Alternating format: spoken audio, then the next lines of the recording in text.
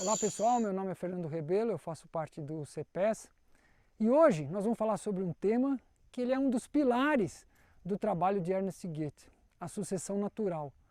Como que a gente aplica a sucessão natural na prática, nos nossos sistemas? A gente pode voltar às origens do que Ernest criou, que são os 15 princípios, e ali ele fala sobre a sucessão. Então se a gente lê o princípio 6, ele diz o quê? A regeneração periódica dos ecossistemas, bem como a criação de novos, acontece parte a parte, ou seja, como se fosse um mosaico, comparável às peças constituintes de um quebra-cabeça. Esse processo segue padrões equivalentes à reprodução generativa no nível do indivíduo, ou seja, a sucessão acontece como se fosse a reprodução do indivíduo, né? Você junta dois animais, duas girafas, dois lobos de sexos diferentes e seria no mesmo princípio. Eles produzem uma cria e como que o macro-organismo Terra produz a sua cria? No nível do ecossistema, esse processo é chamado de sucessão natural das espécies, que por sua vez é o meio pelo qual a vida se move no tempo e no espaço. Ou seja, Ernest está nos dizendo que a sucessão natural é a maneira que o macro-organismo Terra encontra para se reproduzir no nível do ecossistema. E para vocês entenderem a sucessão natural, nós dividimos esse filme em duas partes. Na primeira parte, o que a natureza faz quando a gente destrói um ambiente que estava muito mais perto, ou era um sistema de abundância, ou estava muito mais perto de um sistema de abundância, e vai retrocedendo para sistemas de acumulação. Isso é fácil de mostrar, isso é muito mais rápido do que a gente mostrar o contrário. Quando a gente tem um sistema de colonização ou início da acumulação e por meio da sucessão natural a gente vai caminhando para os sistemas de abundância. Então o que a gente vai mostrar para vocês nessa primeira parte é partindo de sistemas mais próximos de sistemas de abundância, caminhando para sistemas de colonização, ou seja, descomplexificando, caminhando para aumentar a entropia. E aí, que apetrechos, que ferramentas a natureza tem? Os mesmos de sempre, a vida. E conforme o solo vai se degradando, a natureza vai lançando mão de outras plantas. E é isso que nós vamos mostrar agora, num percurso de 20 anos, e às vezes até de 4, 5 anos, o que acontece quando a gente destrói um lugar muito rico, ou um sistema de abundância, ou próximo a ele. Então agora, pessoal, nós vamos fazer essa jornada, partindo de um lugar que era rico, fértil, e ele vai se degradando por ações humanas, e a gente vai vendo o que acontece com a sucessão. Então, essa primeira imagem para quem conhece o Cerrado, seria um campo úmido, né? Um lugar encharcado. Aí com buritis é o que a gente chama de vereda. Buritis e capim caracteriza bem uma vereda. Mas isso não foi sempre vereda, buritis e capins. Se a gente olha essa imagem de satélite de junho de 2016, essa região era uma mata ciliar. Vocês podem ver aqui, tem buritis aqui dentro, muitos buritis fora. Era uma mata ciliar. E aí nós tivemos 3 anos de seca muito forte, 2014, 15, 16, e na verdade as chuvas vêm caindo desde 2007, né? Em 2007 chovia, 2006 chovia 2.000 milímetros nessa região do Cerrado aqui em Nordeste goiano. Hoje chove 1.000 milímetros, nesses anos choveu entre 800 e 900, menos da metade da chuva histórica. E o solo estava muito seco em 2017, e aí essa mata, o incêndio entrou e destruiu. Então o que a gente pode ver, depois que o fogo passa por essa região, ele queima o solo e as árvores colapsam. Então você vê que colapsou, não tem mais floresta, não é? Então esse é um pedaço da nascente dos ingleses, bem próximo à nascente, que a gente vai mostrar agora.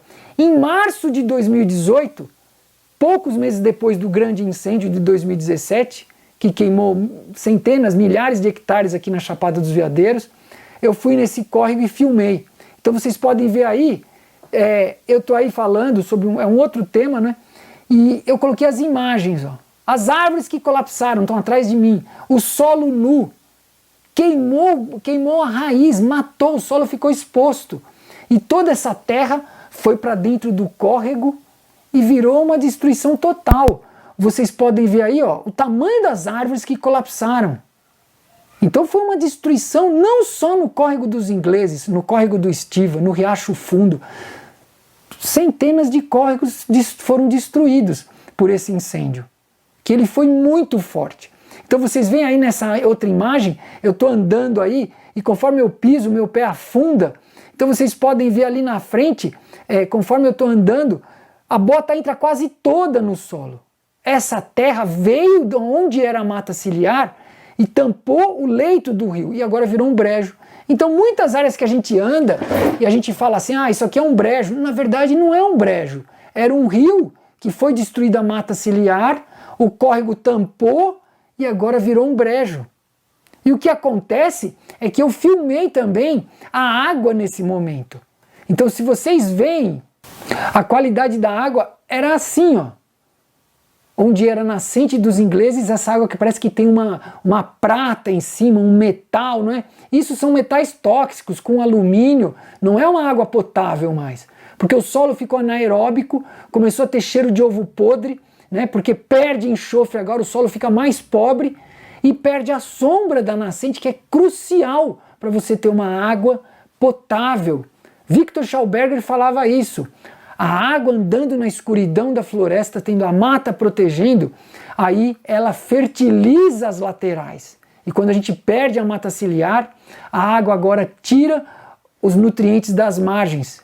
E assim, a mata sem proteção carrega também os agrotóxicos, né, que é aplicado nas suas laterais aí pela agricultura convencional. É uma tragédia gigantesca assim, né? A mata ciliar se perdeu, né?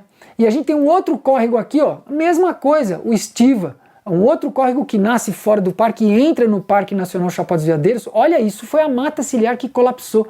Nós até picotamos as madeiras na época seca, plantamos, mas quando veio a chuva, aquilo virou um lago, porque queimou 60 centímetros de terra e não era mais mata ciliar, virou um lago. Então o que nós plantamos morreu tudo.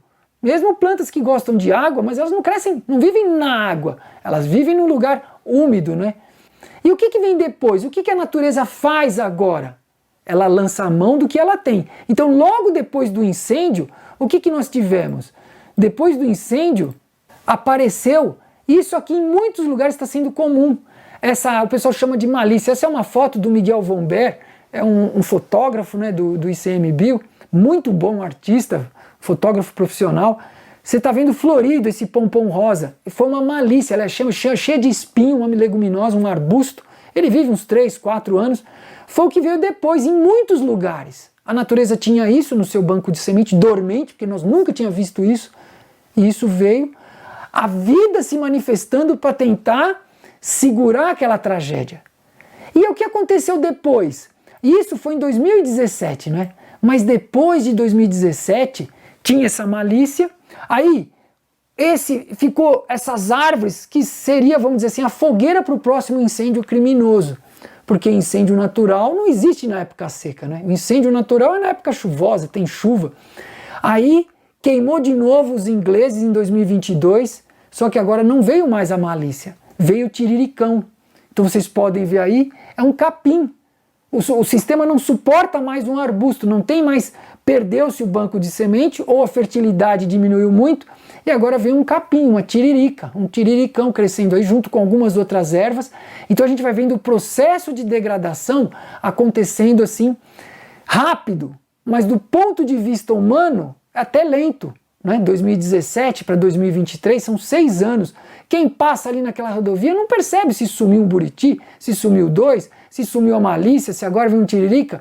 Ele olha a paisagem de uma maneira, a partir do ponto de vista de um leigo, e acha que está tudo normal, mas não está normal.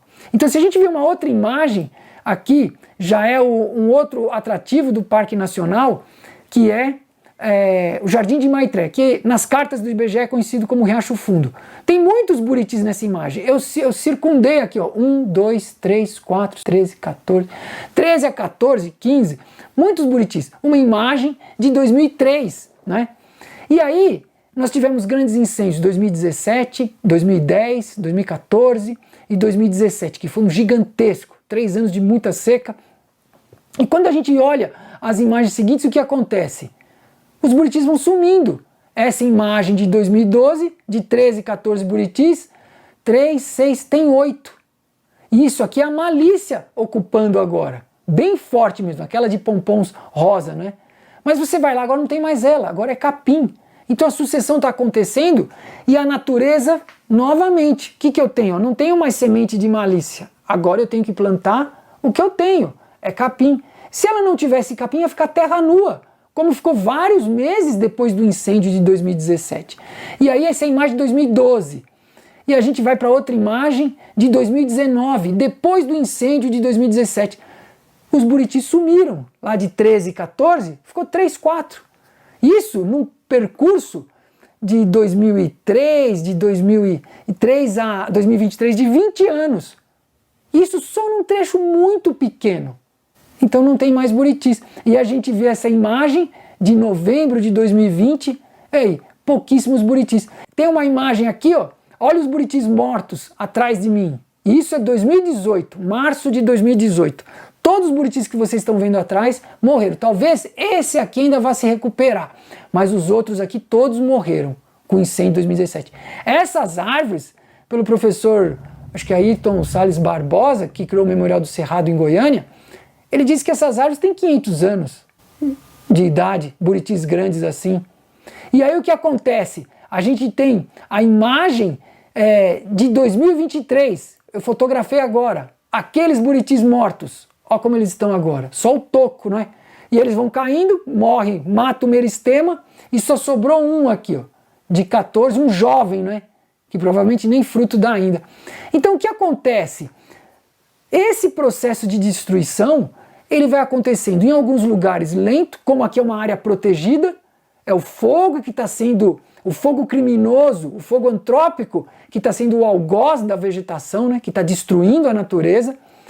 E quando a gente tem fora das unidades protegidas, das áreas protegidas, nós temos que é muito mais rápido. E aqui, por exemplo, na Chapada dos Veadeiros, isso é uma área fora do parque, não é? Isso é comum. Se destrói o cerrado, encinera a madeira, põe fogo, e o que acontece? Se queima não só o carbono que estava acima, mas o carbono que estava embaixo. E a tragédia maior é que nós matamos toda a microvida que evoluiu nesse lugar por milhares de anos. Então a recuperação disso é muito lenta se for de forma natural. E aí depois disso, que nós destruímos a vegetação nativa, a gente planta grãos, ou, vamos dizer assim, muitas vezes o último estágio é colocar gado, porque nem grãos dá mais, e aí se abandona, se planta pasto muitas vezes, não se cuida daquilo.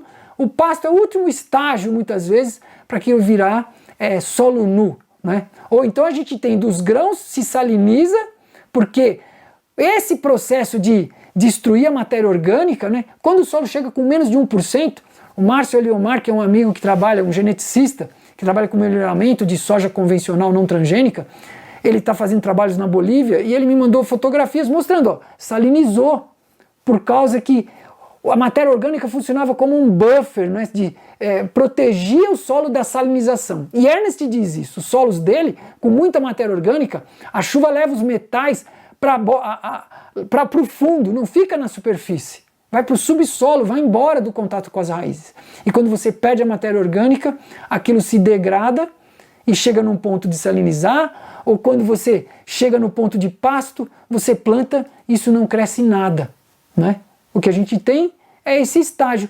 E agora nós chegamos no estágio final de degradação. Ou saliniza, ou vira pasto degradado.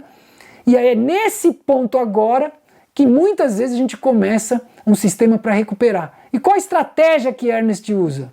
Nós temos que plantar em alta densidade e podar. Isso é crucial, porque a poda faz com que as plantas rebrotem com força, com muito mais vegetação, e aí a gente podando de novo vai trazer carbono. Mas agora nós não temos mais aquela microvida que tinha, porque nós deixamos a terra nua, matou bilhões de micro-organismos. Por isso esse trabalho de inocular, trazer micro-organismos da mesma região nesse processo de inoculação, acelerar o estabelecimento de volta da microvida. Nós já falamos isso em outro vídeo, né? Uma floresta na Alemanha, está no livro do Peter Wollenberg, né? A Vida Secreta das Árvores. Eles plantaram, há 100 anos atrás, floresta numa área que era de cultivo, comparando com a testemunha, 100 anos depois, ainda tem lacunas de micro-organismos, que se plantou floresta para recuperar. Então, nós já falamos num vídeo anterior, os maias, depois de 1.200 anos, ainda não é a mesma floresta de quando ela foi destruída 1.200 anos atrás. Por isso que é crucial a gente não tocar nas florestas primárias e trabalhar em recuperar as áreas degradadas. Então agora, pessoal, o que nós vamos ver na segunda parte desse filme é desse estágio, do estágio do pasto, que muitas vezes é o que nós recebemos, né? Depois de, não vou dizer séculos não, algumas décadas de degradação, se chega nesse estágio, com menos de 1% de matéria orgânica muitas vezes, e aí, como que a gente agora vai trabalhar a sucessão natural para recuperar novamente esse lugar? Usando os princípios e as técnicas criadas por Ernst. Plantar em alta densidade, plantar realizando a poda, acelerando a sucessão natural, a gente vai trazer carbono de volta e vai criar um sistema de abundância, talvez muito mais rápido do que o tempo que foi necessário para destruí-lo, né? Um sistema produtivo, né? Porque você vê o sul de Goiás, faz 50 anos que destruíram, provavelmente, mas a gente não vai levar 50 anos para conseguir produzir por processos agora. Talvez leve 10, 15, 20 anos, né? Porque quando a gente dá um passo em direção aos princípios da natureza, a natureza dá 1000 passos em nossa direção. E nós vimos no início do filme que o fogo é o principal elemento, no nosso caso aqui, né, de destruição e fazendo com que a natureza tenha que buscar outros recursos para estabelecer novamente a sucessão, de retroceder na sucessão e buscar plantas e outras espécies para cobrir o solo e retomar a sucessão novamente em direção aos sistemas de abundância, né? E o fogo é destruidor não só no nosso país, né? O fogo é destruidor no mundo inteiro. Então a gente vê esses mapas de satélite, né? Essas imagens de satélite produzidas pela Agência Aeroespacial Norte-Americana, NASA, e aí a gente vê algumas partes do mundo queimam todos os anos. A Austrália é um desses lugares, né? Áreas de pastos, savanas, florestas de eucalipto ao norte, a região australiana. Então, você vê essas imagens ali naquelas ilhas acima da Austrália também. Tudo queima e o principal causador é a agricultura, pecuária, os seres humanos. Assim como a China, a Ásia, né? Sudeste da Ásia, as florestas da Rússia. As causas são antrópica sempre, seja as florestas sendo destruídas na Rússia, na Índia, na China, onde você vê pontos vermelhos são incêndios. E a África é considerado o continente dos incêndios, né? Você tem de norte a sul, de sul a norte, os incêndios, quando a vegetação verde seca, a estação seca chega, os incêndios retomam e sempre as causas principais são as causas humanas. Não tem sentido a natureza criar florestas e ela mesma colocar fogo, né? E isso, os raios, eles são pequenas causas no mundo inteiro. As principais causas mesmo são antrópicas. E a gente tem a América do Sul, que também os incêndios são muito grandes. A gente vai colocar um mapa aí para vocês verem especificamente o Brasil, né? Então o mundo inteiro queima, assim como a América do Norte, vocês podem ver um pedaço da América Central ali também. Os pontos vermelhos que surgem, as causas são sempre antrópicas. E especificamente no Brasil, isso é um mapa produzido pelo ICMBio, a reunião de focos de calor, os pontinhos vermelhos são focos de calor queimadas em 10 anos, né? Está ali de 2000 a 2009, então onde é vermelho é queimada. E quando tem uma queimada, você vê o mapa, o estado todo vermelho, uma mancha branca, é porque aquilo é ou uma reserva indígena ou uma área protegida. Então o fogo é um instrumento usado no mundo inteiro e o Brasil você vê, seja Amazônia, Caatinga, Pantanal, Mata Atlântica, Cerrado, todos os biomas do Brasil, em alguma época, e essa época é a época seca, eles queimam, o fogo destruindo as florestas, né? Como aqui a gente viu no começo do filme, e a natureza sempre tentando restabelecer a sucessão. E a gente vê que o fogo, depois que se estabeleceu a agricultura, o solo vai se degradando na agricultura convencional. Tem muitos agricultores hoje procurando alternativas. É um movimento pequeno ainda na agricultura de larga escala, mas procurando plantas de cobertura, adubos verdes. E a gente vê aqui essas imagens, por exemplo, isso aqui, eu visitei 3 fazendas, tem mais na minha região. Quando o solo perde as condições físicas, aí a água não consegue infiltrar. Uma maneira que os agricultores estão fazendo, não se abre mais, não se faz mais curva de nível, né? Eles estão fazendo trincheiras de nível. Então você vê que estão drenando a água, mas isso não é um brejo, isso era um cerrado. Depois de 10 anos de agricultura, era cerrado antes ou era pasto, o solo se compactou e não é coincidência que esses agricultores, eles ainda não estão buscando plantas de cobertura, não estão usando plantas de cobertura, buscando uma agricultura que recupere o solo, que tente se aproximar o máximo possível daquele solo original de floresta, né? Porque, como o Ernest diz, a trincheira se abre em guerra, né? Como essa imagem, nas guerras é que a gente abre a trincheira, nas guerras é que se usa máquinas pesadas, né? Então, essa é outra imagem que você tem a serra, isso é comum na minha região, a água escorre da serra, e nos campos agora compactados, solo descoberto, eles têm que construir trincheiras. É um movimento pequeno ainda de agricultores procurando plantas de cobertura, mas é comum aqui na nossa região isso, assim. Não são terras embrejadas, a chuva caiu pela metade e muitas vezes você vê nessas valetas peixes mortos, como essa aqui que eu visitei. A causa pode ser falta de oxigênio ou pode ser os venenos usados na agricultura, né? Então, é fundamental que o agricultor procure alternativas, né? Mas a grande questão é, na larga escala, a gente tem que simplificar as operações. E quando a gente simplifica, a gente perde resiliência, ou seja, o agroecossistema perde a capacidade de resistir a perturbações. Então a gente vê isso. As chuvas diminuíram, mas muitas vezes elas estão concentradas, como a gente viu agora no norte de São Paulo, né, em fevereiro de 2023, 680 milímetros numa noite, em 24 horas. Isso é a chuva da Caatinga, né? Uma boa chuva na Caatinga seria de 600 milímetros. Então o que choveria na Caatinga em um ano, choveu em uma noite. Porque a gente perdendo as florestas dentro do continente, as massas de ar não conseguem entrar, as massas úmidas vindo do oceano, trazendo as águas dos rios, não conseguem entrar novamente. Então elas descarregam na costa do país. Então a gente viu isso em Petrópolis, Recife, Minas Gerais e agora na costa de São Paulo lá. É fundamental restabelecer novamente as nossas florestas, sejam como quebra-ventos, é fundamental incluir o elemento arbóreo na pequena e na grande escala.